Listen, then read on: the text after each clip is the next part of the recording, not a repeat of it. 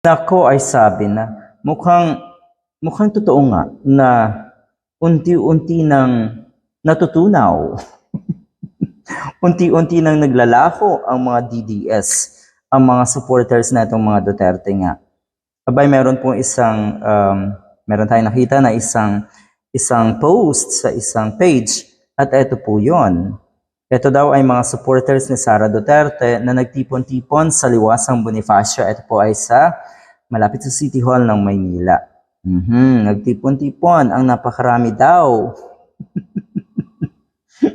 Nagtipon-tipon ang napakaraming supporters daw ni Sara Duterte. Aaminin ko, yung numero na itong mga supporters na ito, sa tingin ko ay mga totoong supporters ito. Kahit pa paano, meron din mga totoong supporters yan.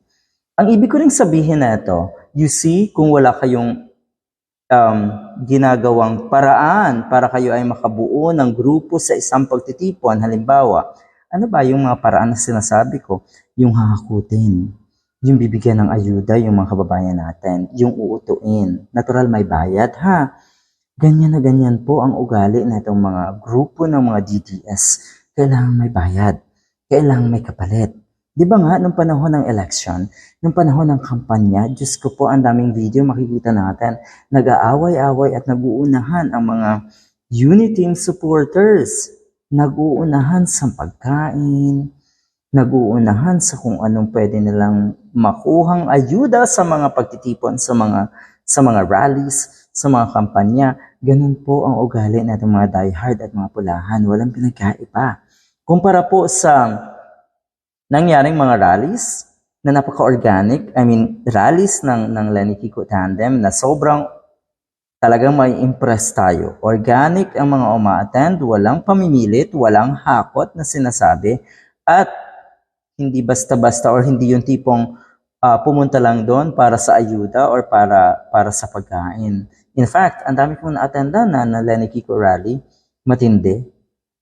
Okay, ikaw na yung mahihiya kasi ang daming namimigay ng food, pero hindi yung tipong sunggab dito, sunggab doon. Hindi talaga iniintindi yung mga pagkain.